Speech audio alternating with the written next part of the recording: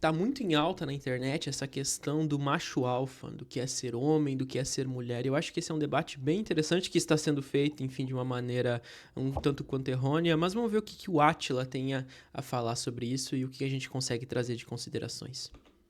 É um macho alfa que não abaixa a cabeça pra ninguém e consegue o que quer, que se posiciona de maneira que as mulheres querem você e os homens querem ser como você, ou você é um beta submisso que aceita o que oferecem e aí passa pela vida atendendo aos alfas e tentando ser um? Ou é um sigma confiante que opera fora dessa hierarquia? Faz algum sentido pensar assim? E de onde vêm esses conceitos? O problema com esse conceito errado de macho alfa é que ele está errado em vários níveis diferentes.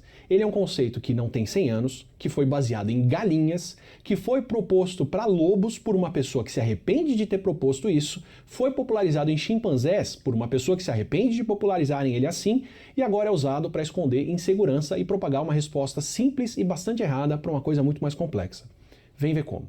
E antes de ver de onde vem essa mistura, uma dica para você que quer se informar e navegar com mais segurança na internet. Esse vídeo tem o apoio da Surfshark. Bom, Surfshark não tá me patrocinando, vamos pular isso aqui então.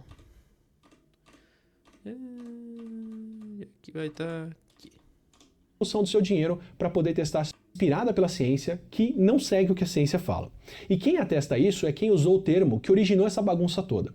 Se você fizer uma busca, pode ser bem rápida, pelo termo macho alfa ou alfa meio no Google Ngram, onde o Google busca a ocorrência desse termo entre livros, você vai ver como ele só foi ganhar popularidade mesmo a partir da década de 60 e depois aumentou de popularidade da década de 90 em diante e segue no auge do seu uso depois dos anos 2000.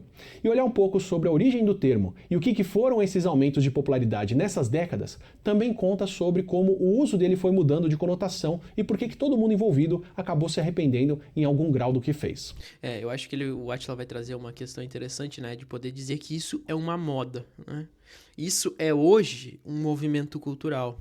Essa ideia de trazer a questão do macho alfa, da fêmea, enfim, né, enfim, do homem provedor, é uma coisa que está em ascensão agora.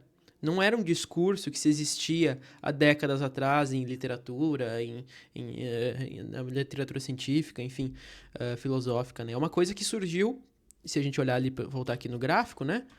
Surgiu com a ascensão da internet, na década de 2000, né? Ali que se acende, então, um debate sobre alfa male, né? Então, essa coisa de macho alfa, enfim, né? E tem o seu pico, se a gente observar bem, aqui, vai ser aqui por 2010, né? 2010, mais ou menos, né? Que é quando ele tem uma crescente vertiginosa, né? Mas vamos ver o que ele vai trazer aqui. Eu acho bem interessante se ele trouxer essa ideia desse debate que eles querem trazer sobre a questão biológica, né? Biologicista, digamos assim.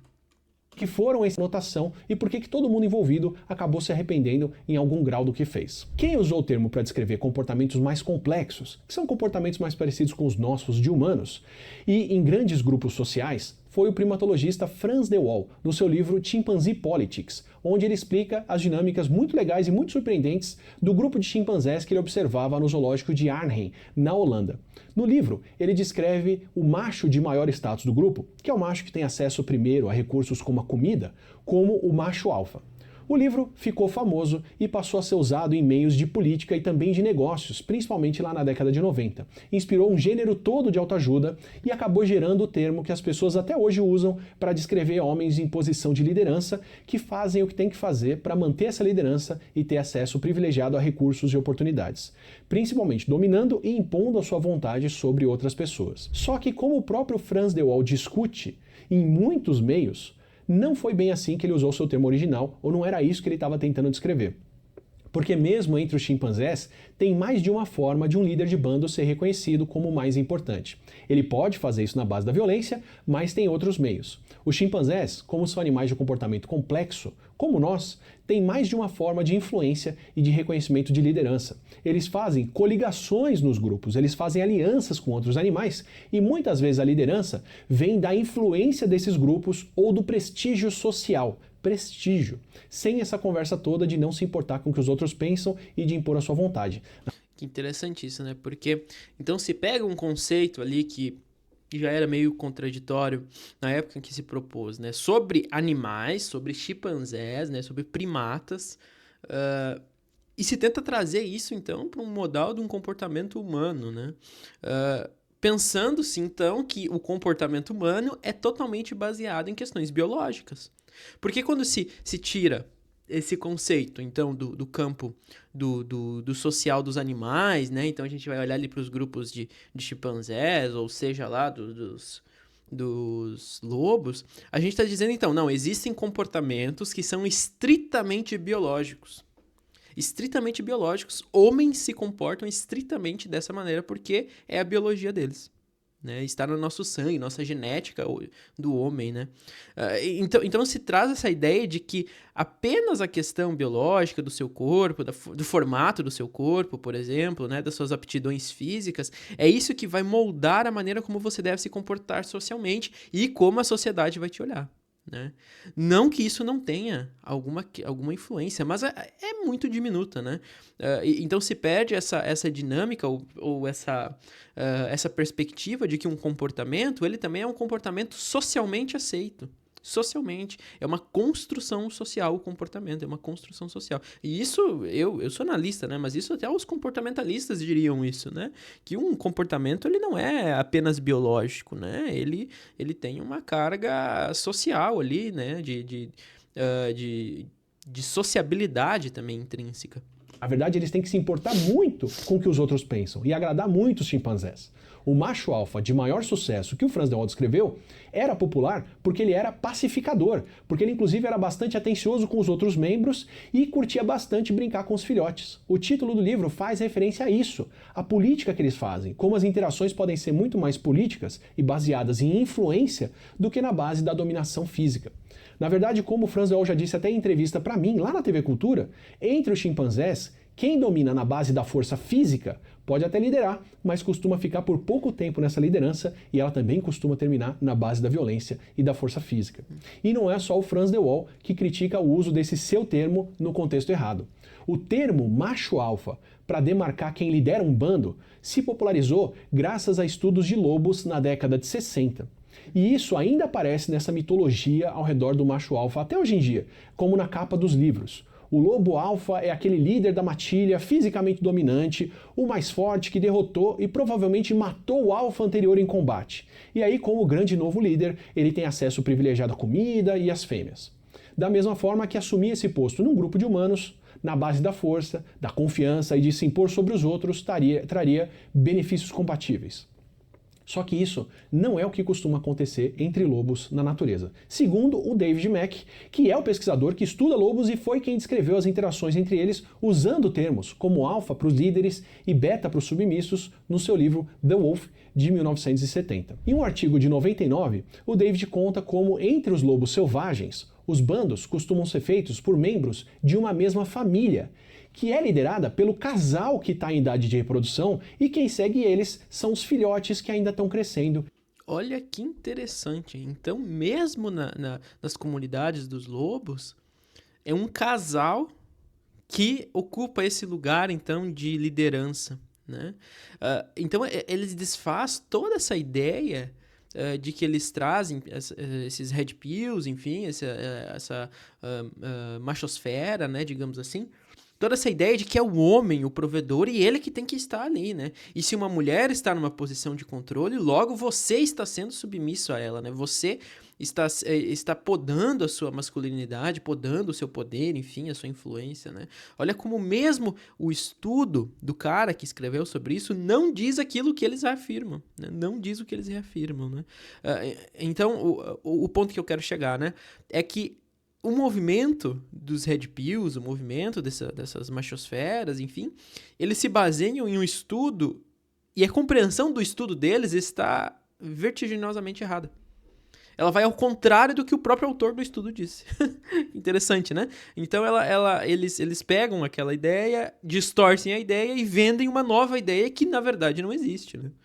E não partiram. Eles são liderados por um macho e por uma fêmea, que é o macho alfa, usando o termo original, e a fêmea alfa, sem disputa de supremacia, com uma relação muito mais familiar e de parentesco. Os outros, os betas, seguem a deferência aos mais velhos e não ao macho dominador. E mesmo assim, na hora que a coisa aperta, se a comida falta, não são os alfa que vão comer primeiro, ou que vão comer mais, ou que vão ter acesso privilegiado à comida. Os pais, que são os líderes, alimentam primeiro os filhotes mais novos e mais frágeis. É uma relação de cuidado com os outros. Aí você já percebe o que fica de fora desse mito ao redor do conceito do macho alfa. A relação é muito mais de afinidade familiar do que dominância física. O macho que lidera é o pai e não um macho alfa que ganhou uma briga. E também tem a fêmea de alto status, que é a fêmea alfa, que também tem entre chimpanzés e também não é falada. Tanto que quando um grupo de lobos cresce até o ponto onde mais de uma família está participando, até pode se formar uma hierarquia que não segue a hierarquia familiar, com inclusive um indivíduo que lidera.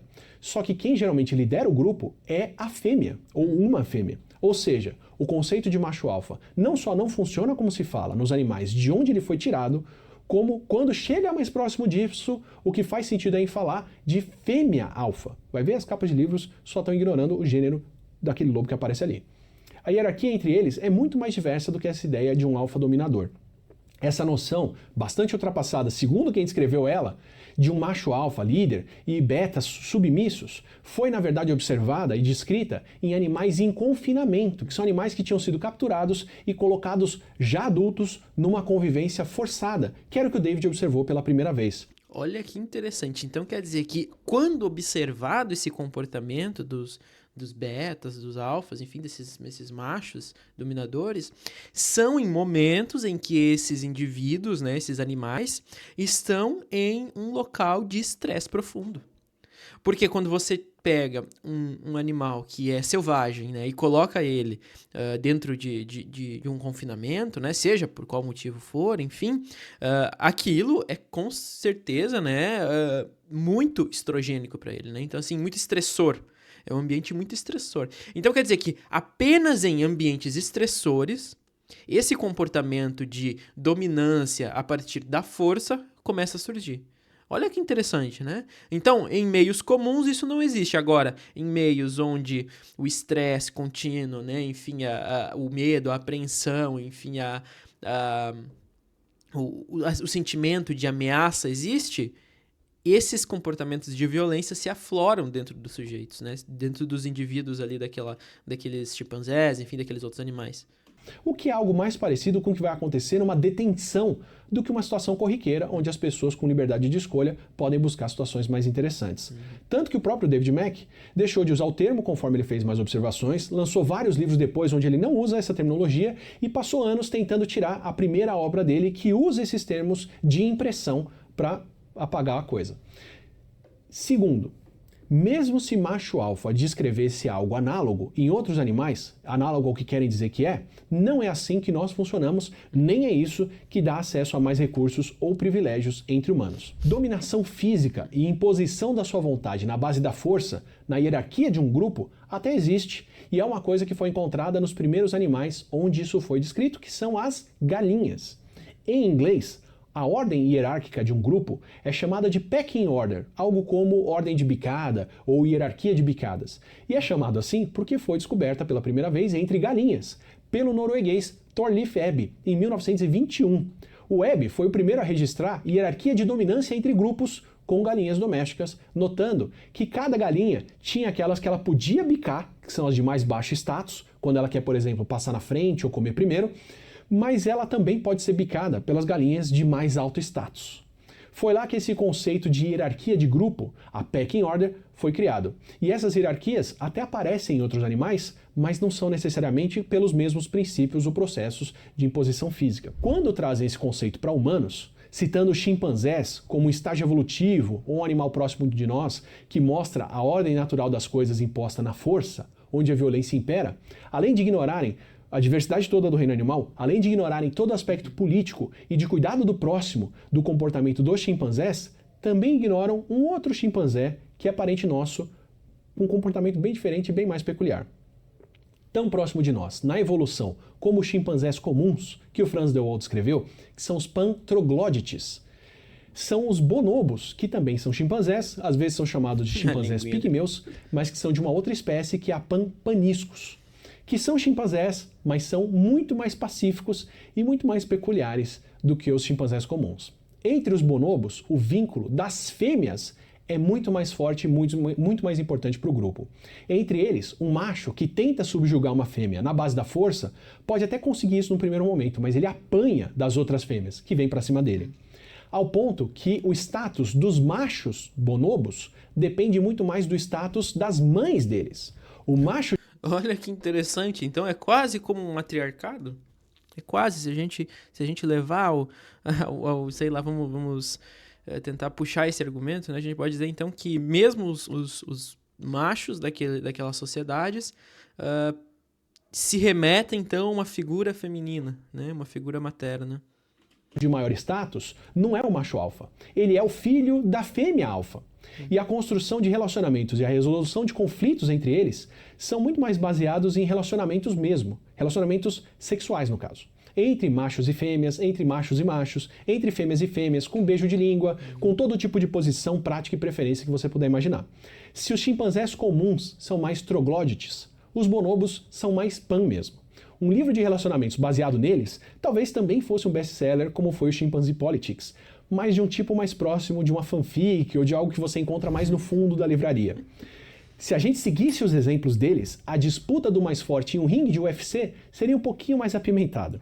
E o mais irônico é que nessa sociedade matriarcal, muito mais baseada no poder feminino, ela é muito mais aberta, tem muito mais relacionamentos sexuais do que os machos querem, e não só o macho filhinho da mamãe alfa tem mais relações com mais fêmeas, como ele pode ter um sucesso reprodutivo, mais filhos, do que qualquer chimpanzé alfa de maior sucesso consegue na base da força em outros grupos. Quer dizer então que nas sociedades dos chimpanzés o relacionamento entre eles é muito mais importante então do que a força demonstrada por eles, né? E aí tu vê esses discursos na internet, né, dessa galera, né, dizendo assim, não, que você tem que se impor, né, você tem que se impor sobre a mulher, sobre os outros, né, você tem que ser agressivo, você tem que trazer medo, né, ameaça para as outras pessoas ao seu redor, né, e esse comportamento não é nem visto, aonde eles buscam, então, essa referência das suas próprias argumentações, né, e se vocês pararem para pensar, socialmente pensando, na nossa sociedade, pessoas que são extremamente violentas, assim, muitas vezes elas não têm o respeito das outras, né? A gente pode pegar aí o exemplo de empresas, né? Então, chefias, lideranças que às vezes são violentas, né? São que são agressoras, digamos assim, né? Seja verbal, moralmente, né? Que se colocam nessa posição, então, de superioridade às outras, né? Eles têm mais dificuldade em liderar equipes. Eles têm menos respeito da equipe, né? Tanto é que se hoje, quando vai se falar sobre liderança de equipes, enfim, né? Já não se fala mais sobre chefias, né? São líderes de equipes, líderes que mostram o norte, que auxiliam a resolver os conflitos dentro de uma equipe, né? Que auxiliam, então, a planejar aquela equipe, a organizar aquela equipe, e não mais mandar, né? Uma hierarquização, né? Isso, empresas que já prezam por essa questão do RH, né? Essa questão do relacionamento interpessoal entre sujeitos, já percebem, então, as melhoras nos resultados em equipes que têm, então, líderes, né? E não machos alfas, e não chefias carrascas, né? E aqui, quem já trabalhou em empresa, quem já teve chefes carrascos dessa maneira, sabe o quão difícil é trabalhar. É muito mais difícil. É muito mais difícil. Às vezes parece que a curto prazo, os resultados são melhores, mas a médio e longo prazo, você tem, por exemplo, uma rotação maior de funcionários, né? Uma insatisfação, um grau elevado de estresse na equipe, e isso também interfere, por exemplo, nos resultados, né? Então, perceba que mesmo essa ideia, trazendo para a nossa realidade, em contextos diferentes, né? Seja em relacionamento, seja então no mercado de trabalho, mesmo essa ideia não se atribui a bons resultados. Ela pode ser feita, né? Esse comportamento pode ser feito, esse comportamento pode ser mediado dessa maneira, mas ela não atribui necessariamente bons resultados para aquelas equipes, né? Para aquelas pessoas, aqueles indivíduos. Muito pelo contrário, às vezes até traz uma má fama, né? Além de que isso ignora totalmente uma questão social sobre o nosso comportamento, né? Porque o nosso comportamento, a maneira como a gente se comporta em sociedade, ela pouco tem a ver apenas com os nossos impulsos biológicos. Muito pelo contrário, os nossos comportamentos, eles são não só mediados, mas nós reprimimos os nossos impulsos biológicos, digamos assim, né? O que a gente tenta fazer de comportamento socialmente é poder, então, trazer aquilo que vai nos trazer a melhor resultado, né? Aquilo que vai nos colocar numa situação em que nós queremos, né? Então, assim, se eu quero ser visto dessa maneira, se eu não quero, se eu quero agradar essa pessoa, se eu não quero, o que eu vou ganhar com essa relação, o que eu vou perder com essa relação ou com essa reação, né? E enquanto esses pessoais aí dos Red Pills, então, dos machosfera, desses macho alfa, enfim, eles trazem como se tudo fosse uma questão biológica, né? Uma questão que está aquém do social, né? Isso é intrínseco do ser humano, é assim que os seres humanos devem ser, e porque os macacos são assim. E se a gente olhar, nem os macacos são, né? Então, a própria argumentação deles é falha, né? A própria argumentação deles não tem pé nem cabeça, né? O ponto, mais do que recomendar alguma prática em particular ou algum exemplo em particular para a gente extrapolar, é lembrar que mesmo entre outros animais que muitas vezes são usados para validar o que a gente faz, o comportamento pode ser muito mais variado do que parece. E nós, humanos, temos uma flexibilidade ainda maior de comportamento. A gente tem culturas muito variadas. Descrever um cenário como natural ou ideal e tentar extrapolar isso pra gente diz muito mais sobre os valores que você quer promover entre humanos do que sobre o que seria natural de fato. E a nossa relação é muito mais contextual. A gente não vive o tempo todo em um mesmo bando, onde a nossa hierarquia é fixa. Entre humanos, a gente troca informações para distribuir prestígio, que é aquela outra forma de status muito mais político. E a gente tem outros fatores culturais, como as tecnologias e a opção de mudar de grupo, que inviabilizam muito da dominação física que se promove com essas ideias. A gente tem armas, a gente tem cultura e sociedades que trazem coalizões, e ninguém individualmente é mais forte do que um grupo. E isso é interessante porque daí eles trazem essa ideia de que então nós nos comportaremos assim porque é dessa maneira. E eles ignoram as questões culturais do ser humano, as questões culturais, sociais, né? O machismo, por exemplo, o patriarcado, ele não é uma construção que surgiu desde a nossa... quando nós começamos a nos entender como ser humano, né? Não, isso é uma construção social, a posição feminina e masculina já ocupou diferentes espaços em diferentes culturas, em diferentes tempos. Então, a nossa construção enquanto sujeito é uma construção histórico e cultural, né, embasada, então, nos movimentos culturais daquele momento da nossa sociedade, né? Então, se hoje nós temos uma visão X sobre o que é ser homem, é porque a cultura incentivou daquela maneira, né? E se hoje nós questionamos essa cultura, é porque nós temos a oportunidade, então, de olhar para os nossos comportamentos e perceber assim, olha, não é legal, ninguém é gente boa por tratar mal uma mulher, né? Ninguém é melhor na sociedade porque bate na esposa. Né? Ou ninguém é melhor na sociedade porque abusa sexualmente de alguém, né? Só porque é homem. Então, essa é a grande questão. Os nossos comportamentos, eles são intrinsecamente culturais. Né? E se a gente pensar psicanaliticamente, pensar o que Freud vai dizer é que nós estamos sempre tentando controlar as nossas pulsões, né? Mesmo que por vezes não consigamos, né? Ou pelo menos tentamos dar vazão de maneiras diferentes. Mas se a gente fosse fazer tudo que a gente quer só porque é aquele nosso desejo, nosso instinto biológico, bom, a gente não conseguiria viver em sociedade, né? A gente precisa então desse corte, dessa castração, a gente precisa deixar algo que caia para que a gente possa viver em sociedade, né? Isso Freud já diz lá 120 anos atrás. Né? Então, assim, essa ideia de que o comportamento, que é tudo biológico, cara, isso não condiz, assim, não vai ter nenhum estudo biológico, mesmo aquele pessoal da psicologia evolucionista e tal, assim, acho que nem eles iriam entrar num argumento desse, que todo e qualquer comportamento nosso é estritamente biológico, todo comportamento social nosso é estritamente biológico, então é assim que nós temos que agir, né? Eu acho que nem eles entrariam nesse argumento. Por exemplo, se a gente for olhar para outros grupos humanos ou outras sociedades, caçadores-coletores modernos estão muito mais próximos dos lobos na natureza. Eles têm grupos mais igualitários, têm alianças e grandes relações de parentesco entre os membros. E a posição de liderança nesses grupos até existe, mas não é uma posição que é um atributo exclusivo de uma pessoa. Diferentes pessoas, homens e mulheres, vão ocupar a liderança desses grupos em diferentes momentos da vida. Depende do que eles estão fazendo e qual é o contexto e qual é a competência individual de cada um, o que eles têm de prestígio no grupo.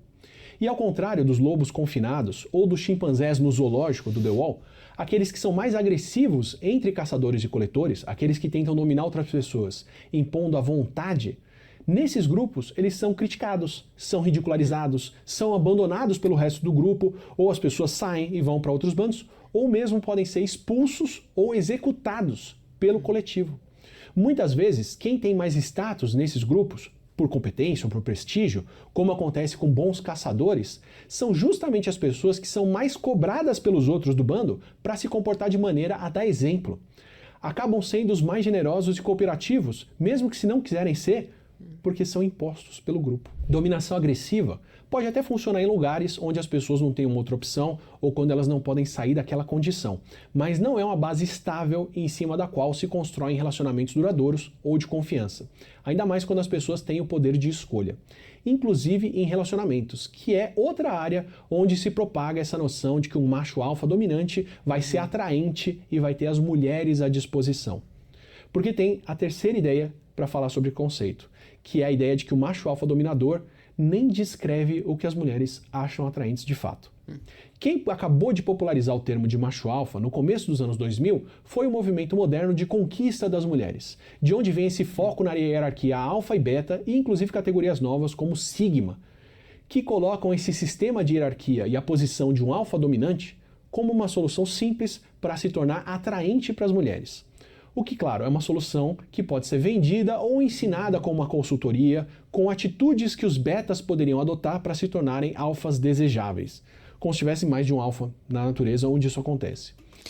E aí a gente percebe que essa argumentação deles é como assim, todas as mulheres intrinsecamente se sentirão atraídas por homens que são agressivos, posturados, são sei lá, maiores fisicamente, têm mais recursos, enfim, assim, todas as mulheres do mundo inteiro se sentirão atraídas por esses homens, né? E aí os outros homens não terão, então, nada, não sobra nada pros betinha, né? Não vai sobrar nada pros betinha. Mas isso é engraçado porque eles ignoram, ou eles partem de uma essência tanto masculina quanto feminina, né? Como se todas as mulheres fossem iguais e todos os homens devessem ser daquela maneira que as mulheres acham que eles acham que as mulheres querem, né? Então eles brincam muito com essa questão muito da insegurança do homem, né? Porque o homem é um bicho inseguro, né? O homem normalmente é um ser inseguro, né? Porque existem... quando a gente diz que o machismo, então, faz mal para os homens também, é sobre isso, né? É sobre essa insegurança que os próprios homens sentem em relação ao seu corpo, em relação à sua posição financeira, às vezes, né? Os seus prestígios, né? Então é ganhar, né? Brincando com a insegurança das outras pessoas, se vendendo esse discurso, né, que a partir daqui você vai, então, tomar essa red pill, né, enfim, vai tomar essa pílula, né, você vai abrir os seus olhos, né, para outras visões, entender de maneira diferente, né, e assim se ganha muito dinheiro, né, se ganha muito dinheiro com brincar com essa insegurança, né, brincando com essa insegurança. Só faltou aí conversarem com as mulheres para entender o que elas realmente acham atraente em homens. Um dos primeiros estudos relacionando o domínio em um grupo com a atratividade para mulheres até viu que homens de maior status em um grupo são vistos como os mais atraentes, mas também viram que as tendências de domínio e de agressividade não são atraentes para as mulheres. E aí faltava separar o que é o status da pessoa com as características que são atraentes ou não.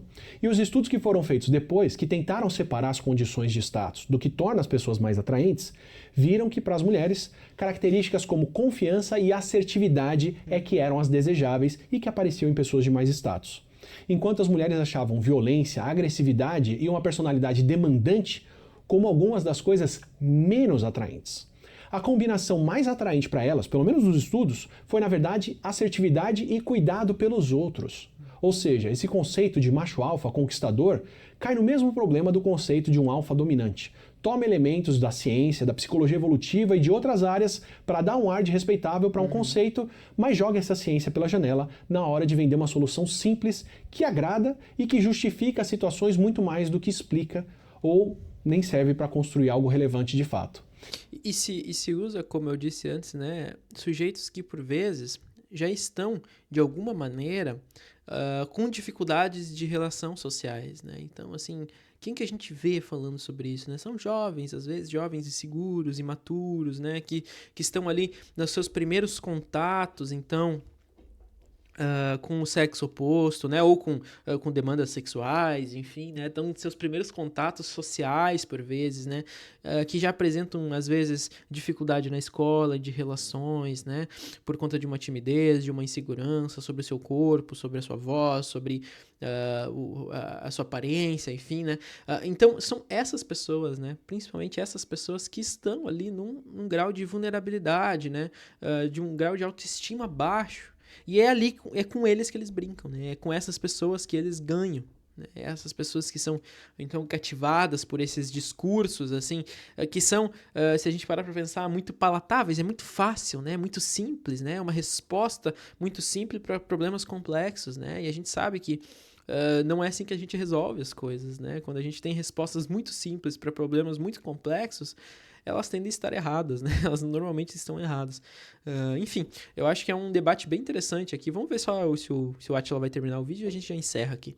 E ai da mulher que não se comportar de acordo com esse conceito errado, construído e transmitido sem nem falar com ela. É uma resposta curta que se dá para a insegurança, mas que só alimenta ressentimento a longo prazo, porque nem promove o que é mais produtivo para a pessoa que quiser ser de maior destaque ou ser mais atraente, que é, na verdade, cultivar boas relações e se preocupar com os outros e desenvolver um talento que traga prestígio. Quando alguém diz que tem que se impor fisicamente ou dominar outras pessoas para ser um alfa desejado, ao invés de cuidar dos outros e construir uma boa reputação ou um talento interessante, o que esse cara quer, na verdade, é se comportar muito mais como uma galinha do que como um lobo, líder de uma matilha, que na verdade é uma loba. Se você quiser outras conversas como essa...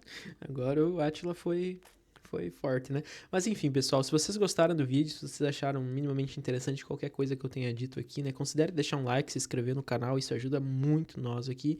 Deixa um comentário aqui embaixo sobre o que você pensa sobre isso, qual que é a sua relação com essas pessoas que falam, né? Você já teve contato com essas pessoas que falam sobre machos alfas, enfim, betas, né? E se você eventualmente estiver com necessidade, enfim, necessário, estiver passando por alguma questão e deseja iniciar um processo terapêutico, eu deixei aqui nos links fixados, então, na descrição do vídeo, o link para o meu site, né, que você pode saber um pouco mais sobre o meu trabalho e entrar em contato, né, se você assim desejar, tá bom? Forte abraço, valeu, falou e até mais.